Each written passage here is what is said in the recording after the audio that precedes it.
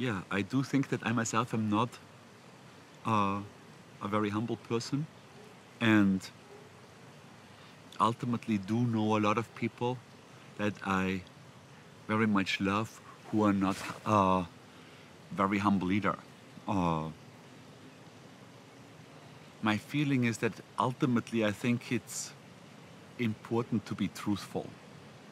So if I'm not humble, the awful way to be is to be fake humble. And there is specifically in these presentations or in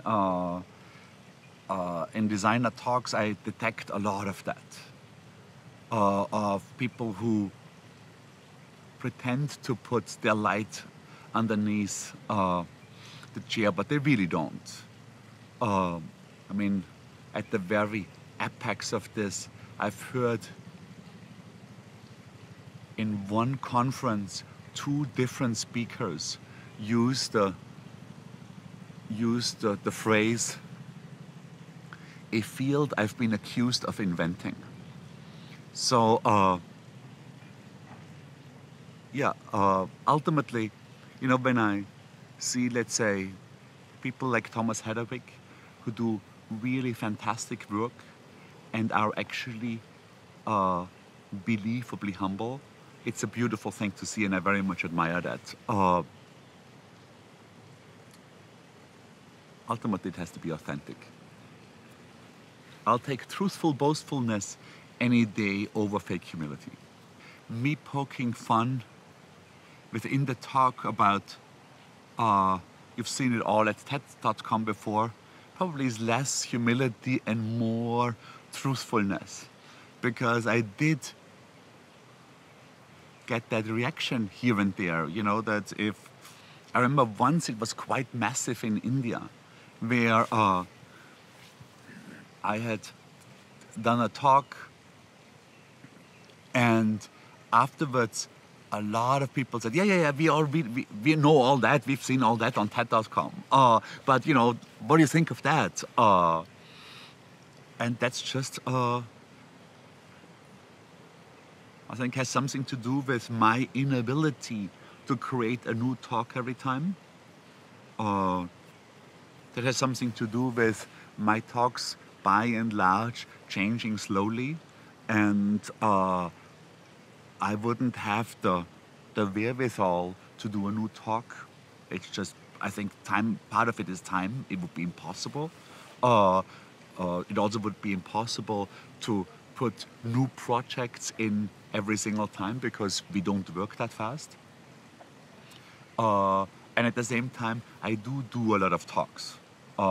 Specifically recently because we've been using the talks about how we make the film to finance the film, which I think is quite a nice way to do it because I like doing the talks, so it's not a lot of hardship work for me, and at the same time, it's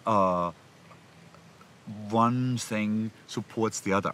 We're also doing these exhibitions on the same subject, and sometimes the museums have a budget that allow us to do, some short segments that we couldn't really do in the context of the film. So then that helps that part. So it's these three things: the talks, the exhibits, and the film. They kind of level themselves up. I found the scene in New York quite wonderful, and where the entire field seems to be one of helpfulness and one that of support, and that tone was not set by my generation, but by I think the two generations before us. Milton Glaser, Paula Scher, all people that called my studio when we opened up 20 years ago and said, oh, we saw some work that, some of your work, would love to meet you, want to come over for lunch. And I think everybody in our generation found that to be so pleasant that hopefully we try to continue this. Sometimes when I go to Europe, I see the difference. This could be in Germany, but also in the UK, and it's already apparent when I ask some known designer about, how is that guy doing? Another known designer, and I get a somewhat slightly backstabbing answer, or oh, that guy hasn't done anything in years, or this sort of thing, which I am sure is ultimately everybody is worse off.